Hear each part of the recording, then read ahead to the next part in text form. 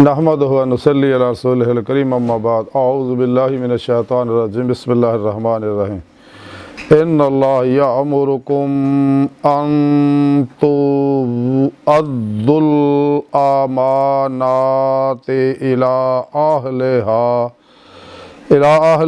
व इज़ा हकमतुम बैनन नासि अन तहकुमु बिल अदल इन्नल्लाह निअम्मा याइज़ुकुम बिही इन्नल्लाह काना समीअन बसीरा सदक़ल्लाहु मौलाना अज़ीम व सदक़ रसूलुहुन नबियुल करीम ला इलाहा इल्लल्लाहु मुहम्मदुर रसूलुल्लाह कुर्रतैन बिका या रसूलल्लाह सल्लल्लाहु अलैहि व आलिहि वसल्लम अस्सलातु वस्सलामु अलैका या सय्यदी या रसूलल्लाह व अला आलिका व सहाबिका या सय्यदी या हबीबल्लाह। काबिल साद एहतराम मुअज़्ज़ज़ सामीन आज दे दरसे तसव्वुफ़ दे अंदर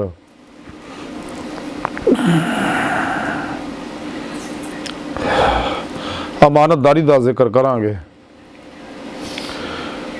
कुरान हकीम की सूरह निसा की 58वीं आया पाक जी मैनू तलावत करना तो सुनने का शरफ हासिल होया। इस आया पाक सुनी रब ने इरशाद फरमाया तो बेशक अल्लाह तुहानू हुक्म दिंदा है कि अमानत वालियां नू पहुँचा दिओ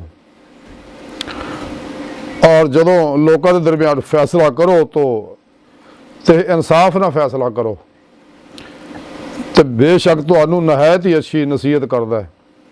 बेशक अल्लाह सोना तुहानू बहुत ही अच्छी नसीहत करदा है तो बेशक अल्लाह सुनने वाला देखने वाला है।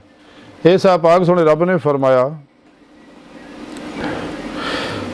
कि ये भी ज़रा भी शक नहीं है कि मैं तुहानू इस गल का हुक्म दिना है कि अमानत वालियां नू पहुँचा दिओ कि जिहड़ी अमानत तुहाडे कोल रखी जाए उन्होंने मनोन उस तरह ही वापस उन्होंने पहुँचा दिओ तो जिहड़ी भी अमानत तुहाडे तक पहुँचाई जाए वो अमानत दूजियां नू दे दिओ, वापस कर दिओ बगैर किसी कमी पेशी तो, बगैर किसी नाखुशी तो। इसी तरह अल्लाह रब्बुल इज़्ज़त ने अपने प्यारे हबीब सल्लल्लाहु अलैहि वसल्लम की मार्फत अपना पैगाम आखिरी कुरान करीम मुसलमानों तक पहुँचाया। तो फिर हर मुसलमान की जिम्मेदारी है, अल्लाह रसूल का हुक्म है कि इस पैगाम को दूजियां तक पहुँचा दे। यह भी अल्लाह की एक अमानत है। तो कुरान पाक दे उवें ही अमल करना जिवें अल्लाह के प्यारे हबीब सल्लल्लाहु अलैहि वसल्लम ने किया। यही कुरान सुन्नत निज़ाम हयात है जिते इंसान अमल करके दुनिया कब्र और आखिरत दी तमाम कामयाबियां हासिल कर सकता है। हर तरह दी मुसीबत गमां परेशानियां टेंशनां बीमारियां तो बच सकता है और अपना मकसद हयात जिस कम वास्ते इंसान को पैदा किया अल्लाह सोने ने तो वह दीदे मौला की नेमत इस दुनिया दिल दे आईने दिल दियाँ अखां ना कर सकता है। और वो वास्ते सोने रब ने कुरान पाक जो तरीका दस ता वब्तगू लल वसीला तो फत्तबिऊ नहीं कि फिर मुर्शद फड़ो उन्हें ज़ेरे निगरानी मसरून रियाज तो मुजाहिदात करो वजाहिदु फी सबीलिही वब्तगू लल वसीला वजाहिदु फी सबीलिही। और मेरे प्यारे हबीब सल्लल्लाहु अलैहि वसल्लम की इत्तबा करो तो फिर तुहानू मैं अपना महबूब बना लाँगा और अपने पिरो मुर्शद जेरे निगरानी मसरून रियाज तो मुजाहिदात मुराकबात असबाक कुर्ब वलायत जो करदा सालक तो फिर वो रूह के अंदर कुव्वत परवाज पैदा हो जाती है तो रूह बातन के अंदर सैरो परवाज करदी है। फिर पेशवा की मदद ना बातन च कचहरी मुस्तफा सल्लल्लाहु अलैहि वसल्लम हाजिरा शरफ हासिल करती है। फिर आप सल्लल्लाहु अलैहि वसल्लम की मदद ना अल्लाह की बारगाह जाके दीदे मौला की नेमत हासिल करती जो इंसानी जिंदगी का मकसद है जिसका जिक्र सुने रब ने कुरान च दस्सिया कि जो साढ़े दीदार की तमन्ना आरजू रखते हैं तो उन्होंने मैं अपना दीदार जरूर करावांगा। अगर तुम मेरा दीदार करना चाहते हो तो साले अमल करो तो इंसानों तुहाडी आखिरी मंजिल तुहाडा रब है। वाइन्ना इला रब्बिकल मुंतहा और वाइला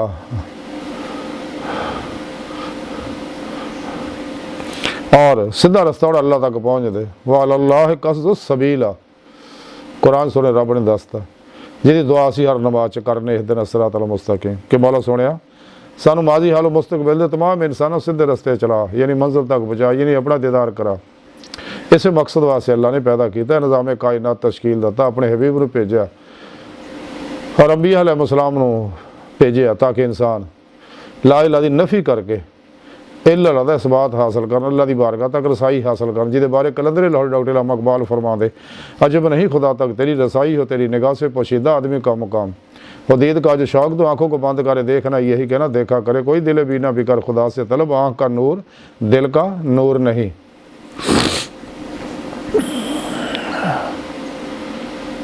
तो सुन रब ने इस वास्ते फरमाया कि अमानत जड़ियाँ वो ईमानदारों तक पहुँचा दिओ, और फैसला जदों भी करो इंसाफ ना करो, ये नहीं कुरान सुन्नत के मुताबिक करो। तो अल्लाह सोहना तुहानू ये नसीहत कर रहा जी बहुत अच्छी है, तो अल्लाह सोहना सब कुछ सुन रहा और सब कुछ देख रहा जो तुम कर रहे हो। सुने रब ने कुरान दसिया वल्लाहु अलीम बिज़ात सदूर, मैं तुहाडे दिलों के ख्यालों भी जानना। इस वास्ते इंसान को चाहिए अमानत कदे खयानत ना करे, अमानत वालियां नूं वापस करे, कुरान सुन्नत के मुताबिक जिंदगी गुजारे और फैसले करे अपने और दूजियां दे। तो और सब तो बेहतरीन नसीहत है जी सुने रब ने की है। तो अल्लाह पाक जो कुछ भी इंसान बोलता है, जो भी आवाज़ कायनात किते पैदा होंदी है, अल्लाह नूं सुनदा है बगैर कन्नां तो, और अल्लाह देखदा बगैर अखां तो। तो ये राह अल्लाह वालियां दी राही ही मिलनी है जदों इंसान ईमान की रूह हासिल करेगा। जदों इंसान सिर्फ अल्लाह का हो जाएगा, मासो अल्लाह तो कुल ही निकल जाएगा। बकौल गालिब कि फ़कत एक का होने में है हुस्न बंदगी, है गालिब फ़कत एक का होने में ही हुस्न बंदगी है गालिब, जो रोज़ किबला बदलते हैं वो बेदीन होते हैं। तो दीन की रूह जिहड़ी है वो है इश्क मौला वल्ला जी नाम और शद हुब्बन लिल्लाह। सोने रब ने कुरान च दसिया ईमान वाले तो है ही जोड़े रब सोने जुनूनी इश्क करते हैं।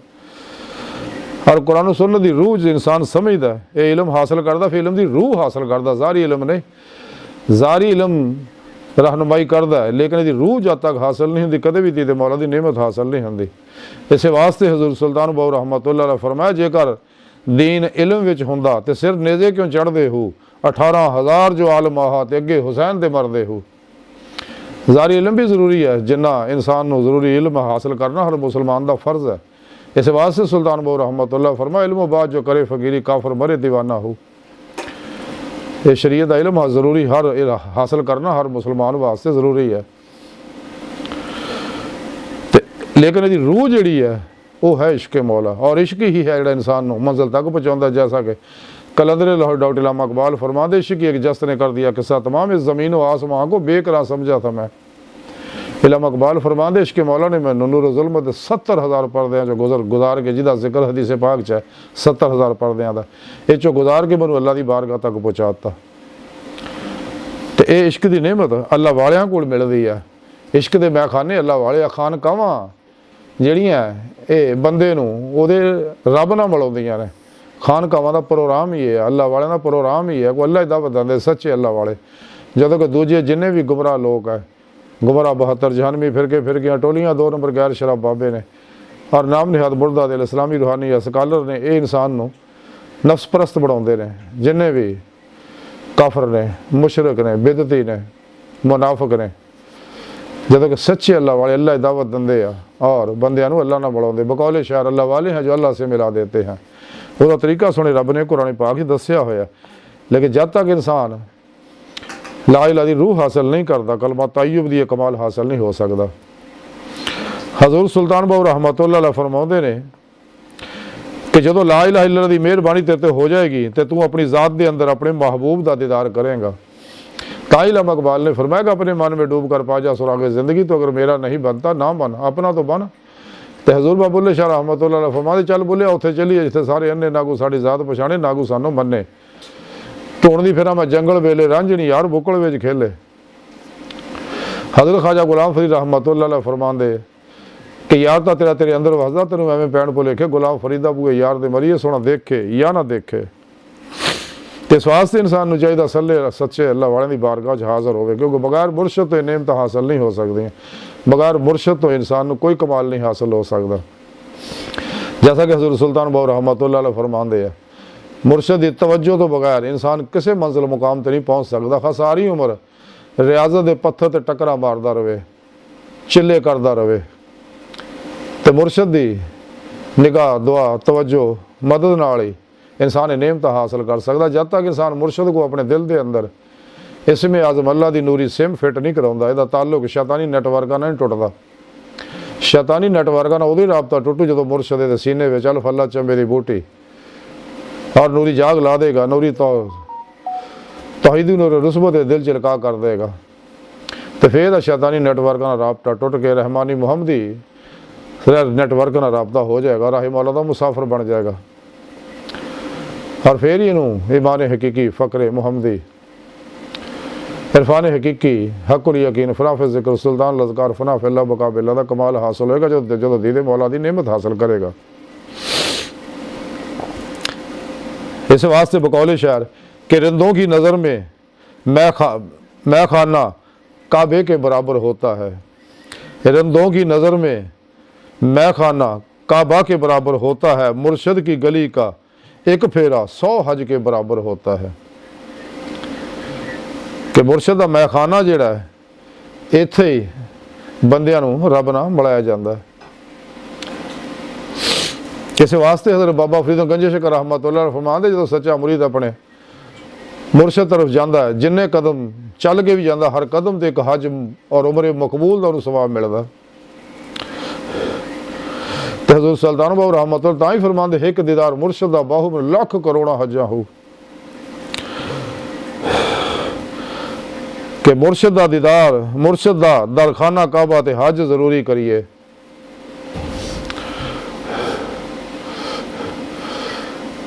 कि मुर्शद दा दरखाना काबा हज जरूरी करिए। तकवा रख महबूबा वाला ते चल दवारा मलिए।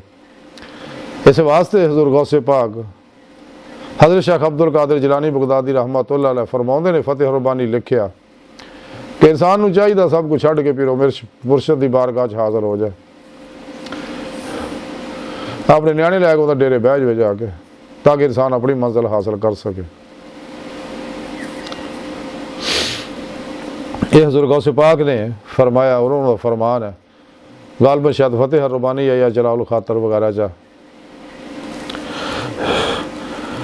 बहर इंसान की बेहतरी ये ही आ कि सच्चे बादशाह जिंदा दिल मुर्दा नफ्स फनाफिल कुरान सुन्नत मुर्शद की बारगाह च हाज़िर हो के रहनुमाई और तालीम और तरबियत हासिल करके अल्लाह की बारगाह तक रसाई हासिल करे। यही इंसान की जिंदगी का मकसद है। इस वास्ते सोने रब ने ये सारी कायनात नूं बनाया, इंसानों नूं बनाया और नबियां वलियां नूं भेजिया दावत अल्लाह वास्ते। तो सच्चा मुर्शद दाई इश्क इलाही हुंदा, दाई अजीमत हुंदा, दाई अल्लाह हुंदा।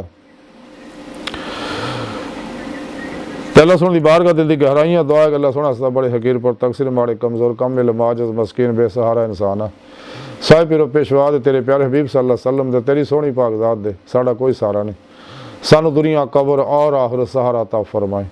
अपने दायमी दीदार दी नेमत उज़मा दौलत कुबरा अता फरमाए। अल्लाह बस बाकी हवस वमा अलैना इल्लल बला।